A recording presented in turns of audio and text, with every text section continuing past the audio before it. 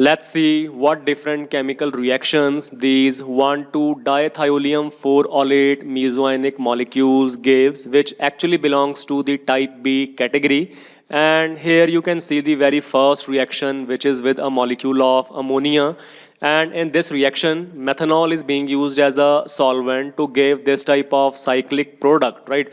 And I can always draw an open chain valence tautomer for my type B mesoionic molecule in this way. And this carbon atom here is having a partial positive charge, as well as this one here, I mean the carbon of the thiocarbonyl. This is also having a partial positive charge, and I can write even on this carbon atom the same partial positive charge, right?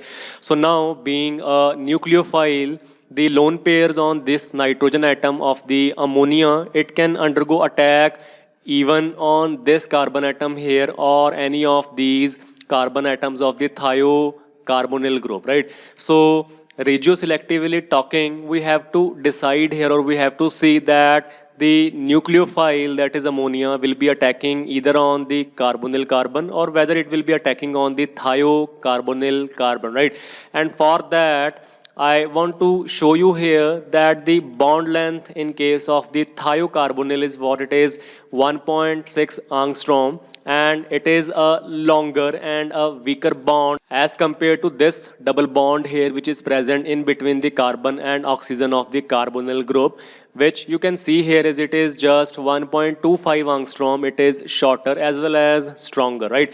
So based upon this data, we will see here that the carbonyl group is actually 50 kilocalories more stronger as compared to that of the carbon double bond sulfur, right? So being a weaker bond, this means it is more reactive, and as such, I have solved my regioselectivity problem here that this lone pair of the nitrogen of the ammonia molecule, it will be attacking definitely on the carbon of this thiocarbonyl in this way, right? So that I can show the reaction in this way. This, as usual, is attacking here on this carbon atom, sending the electrons of the pi bond onto the sulfur atom in this way, such that now I will be having a negative charge on this sulfur atom, and of course a bond formation will be there in between the nitrogen and this carbon atom here in this way, such that because the nitrogen here is forming 4 bonds, so it is important to show a positive charge here, right? And after that, the next step, as you can see here, is the removal of a proton from the electronegative nitrogen atom, giving what? Giving NH2 here, which you can see it will be like this now, as well as one proton is also going from the solvent to this S negative, so that we will be having this type of SH moiety here, right? And after that, what is going to happen is that these electrons will be shifting here onto this side, sending SH negative out of the system in the form of H2S gas. And we can say here that the driving force for this step is what? That whatever double bond is coming here, I mean this double bond, it is now present in conjugation, I mean double, single, double bond, oxygen, it is now present in conjugation with this carbonyl double bond, right? So after that, we can show the resonance here in this way, I mean the sulfur lone pairs are present here in this way, and these electrons of the pi bond, they are shifting in this way, sending these electrons onto the more electronegative oxygen atom, giving a negative charge here on this oxygen and a positive charge here on this sulfur atom, right? And after that, the most important step here of this reaction is the cyclization, in which the nitrogen having the lone pair is attacking on this sulfur atom, which is having the positive charge, and thereby resulting in the formation of a bond in between the nitrogen and the sulfur. And moreover, because the nitrogen here is having 4 bonds, so obviously we need to put a positive charge over this in this way, right? And being electronegative, it will be releasing a proton as soon as this intermediate is being formed here. So after the release of the proton from here in this way, what will happen is this nitrogen positive charge will simply disappear, and after that the abstraction of a proton from the solvent will give what? It will give OH in place of this oxygen negative. And if you compare this product here, this is this same product here, which we have got by this mechanism, right? So starting from our mesoionic molecule, that is the 1,2-diethioleum 4-olate molecule, and adding ammonia as the nucleophile in presence of methanol will give this type of cyclic product by this type of mechanism here, right? And after that, let's see the second reaction, that is with the ammonia derivative, and which is the hydrazine molecule, the NH2, right? And before starting this, I want to tell you people here that why we are calling it as an ammonia derivative.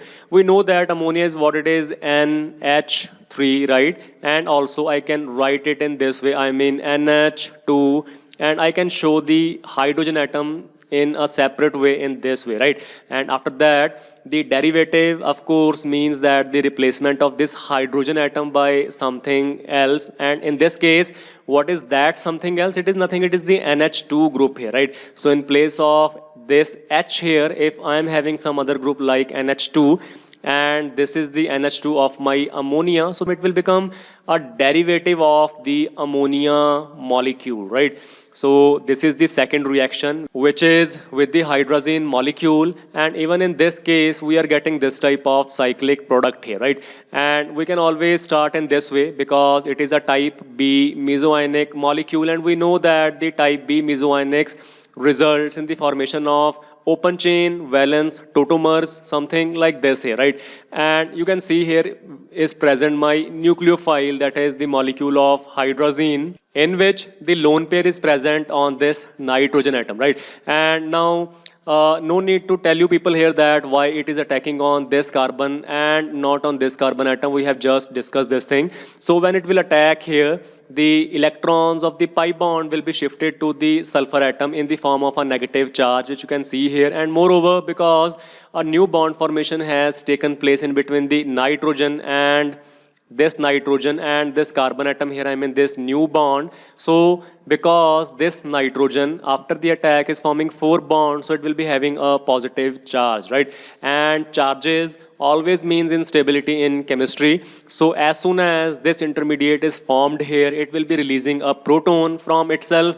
Let us say this proton is going from here, resulting in the formation of NH and NH2 in this way, right? And moreover, this S negative is also abstracting a proton from the solvent such that it results in the formation of this type of SH here, right? And now taking it to the next slide. So I have this thing, and the next step is similar to what we have seen in the previous reaction, that is the removal of a molecule of hydrogen sulfide or H2S in this way here. And why this is happening? Because this double bond, when it will come here after the release of H2S, it is present in conjugation with this carbonyl double bond, right? So we can say that this conjugation is actually the driving force of this reaction here, right? And after that, I can represent this molecule here in this way. This is actually the same molecule here, and after that, now this nitrogen, as you can see here, it is having a lone pair of electrons, and moreover, even this nitrogen here is having a lone pair of electrons, so that the cyclization here will be involving 2 different possibilities. The first one is what? It is the attack of this on this carbon atom here. In doing so, it will be shifting the electrons of the pi bond onto the sulfur atom. But what we will get here is a 4-membered ring. You can count from here 1, 2, 3, and 4 here, right? And we know that the 4-membered rings are quite unstable. So instead of this nitrogen attacking here, what will happen is that this nitrogen lone pair will be attacking here on this carbon atom, sending these electrons onto the sulfur atom, in this way giving a negative charge here and a new bond formation in between this nitrogen and this carbon, such that we will be having a 5-membered cyclic structure, something like this. Okay, so let me write here a 5-membered structure which is more stable.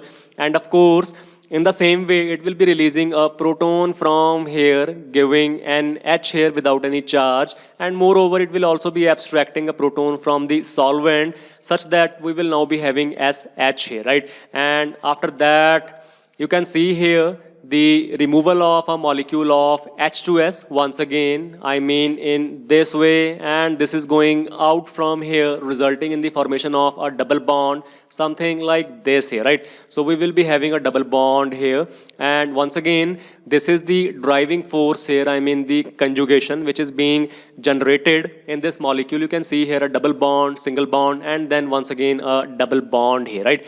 So after that, the final step here is what it is, the reduction of this molecule which we have got, and how it will be done. It will be by some means of electrolytic reduction, in which one hydrogen will be added here onto this nitrogen, and the second one will be added onto this oxygen here, right? So you can see here we are having NH here, and even in this case we are having what we are having now, OH, right? So moreover, we can say here that the main driving force for this step is what it is, actually the aromatic behavior of this molecule, right? And if you have a look here, this is having 2 pi bonds here, I mean 4 pi electrons are there in the system, and it was known aromatic. But when the reduction is taking place, I mean the addition of one hydrogen here on this nitrogen and the second one here on this oxygen, resulting in the formation of this type of molecule.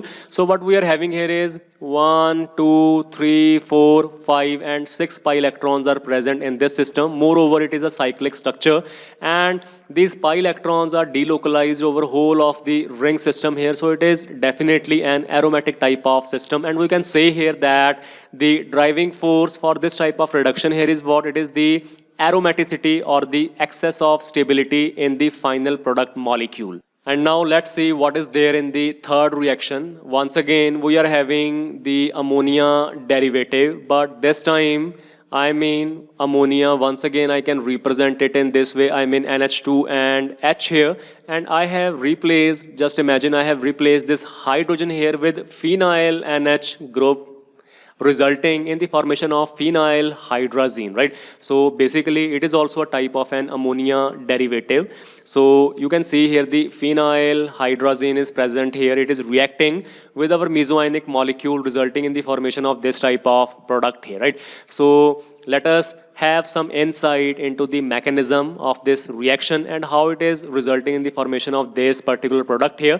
For that, because it is a type B mesoionic, we can always draw an acyclic valence tautomer for this type of structure, and it will be like this here, right? And after that, we know that the attack of the nucleophile from this type of reactant molecule, it will be there on this carbon atom or on this carbon atom, I mean the carbon of the thiocarbonyl instead of the carbon atom of the carbonyl moiety, right? We have discussed this thing on the very first slide, right? And after that, you can see here we are having 2 lone pairs here. This means 2 different possibilities are there. Either this can undergo nucleophilic attack onto this carbon of the carbon sulfur bond, or even this thing can also undergo an attack on the carbon sulfur of the carbon of the carbon double bond sulfur, right? But we also know here that the electrons of this nitrogen atom, they are involved in resonance here with this benzene ring, such that they are not free basically, right? The best thing here which we can say is that they are actually not free. So what will happen is that this nitrogen lone pair will be attacking onto this carbon of this carbon double bond sulfur, because they are free to attack, right? On the other hand, these nitrogen lone pairs are actually involved in resonance. They are not free at all, right? So when it will attack here, what will happen is that we will be having these electrons onto the sulfur atom in this way, giving a negative charge here, and now a new bond formation in between this carbon and this nitrogen of this phenyl hydrazine in this way. I mean, this is the new bond here, right? And as usual, it will be having a positive charge, and this will be having a negative charge. Charges means instability. So the best thing here is, and the simplest thing here is what? To release a proton and to abstract a proton, right? So this will release a proton from here, giving this NH, and this will be abstracting a proton from the solvent, let us say, resulting in the formation of SH here, right?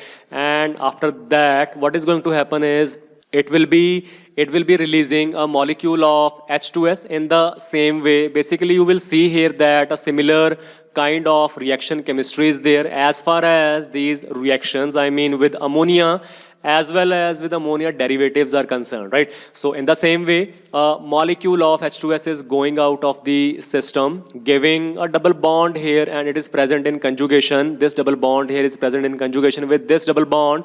So this is the driving force here for the release of a molecule of H2S, right? And after that, you will see here that this nitrogen lone pair won't be attacking on this carbon atom once again, because it will be resulting in the formation of a four-membered ring structure, which we know is it is unstable, right? And as far as these lone pairs on this nitrogen atom they are concerned, they will also not be attacking on this carbon atom because they are involved in resonance in this way with this benzene ring here, right? So what will happen is that this will be the final product of the reaction, and it will simply stop here at this stage, and no reaction will be taking place further, right? And this will be the final product of this reaction. Actually, it is this same product here, right? It is this same product here. I have just represented this product in this way, right? So that it can match with the product which you have just seen on the last slide. I mean the main product of our reaction, right? So if you go back to the last slide, you will see here it is this product here, right? So in this way, this was the third reaction, and it was with ammonia derivative phenyl hydrazine exhibiting similar type of chemistry. But the only thing is that it will not be going further, and it will simply stop here at this stage, stop here at this stage, resulting in the formation of this as the final product molecule, right? And now we are left with the last reaction, which is with another ammonia derivative, but this time we have a molecule of aniline. What this means is that the ammonia hydrogen has been replaced by this phenyl group here, right? So it is also an ammonia derivative. Now, as far as the reaction with aniline as the ammonia derivative is concerned, this reaction here won't be going by the usual route which we have just seen our previous three reactions. I mean the nitrogen lone pair attacking on this carbon of the thiocarbonyl. But what will happen is that it will be following some other mechanism, and the reason behind this is that the conditions are actually different from that of the previous three reactions, right? So basically, what is the difference here? You can see here we are adding some ammonia derivative, that is the aniline, and now in this case, what is new here is that we are providing boiling reaction conditions to this reaction, right? So this type of reaction mechanism or this type of route will not be followed here, in which it was attacking on this carbon atom, but some other mechanism will be followed. And let us have a look what type of mechanism will be there. So you can see here the new type of reaction mechanism goes something like this, in which the nitrogen lone pair attacks on this carbon atom first of all, and sending these electrons onto this side, these electrons of the pi bond onto the sulfur atom, dispersing the positive charge on this sulfur atom. You can see here there is no positive charge here now on the sulfur, and this will now become a single bond like this, and because of the shifting of pi bond from here to here, this will now become a double bond, and this will now become a single bond here, right?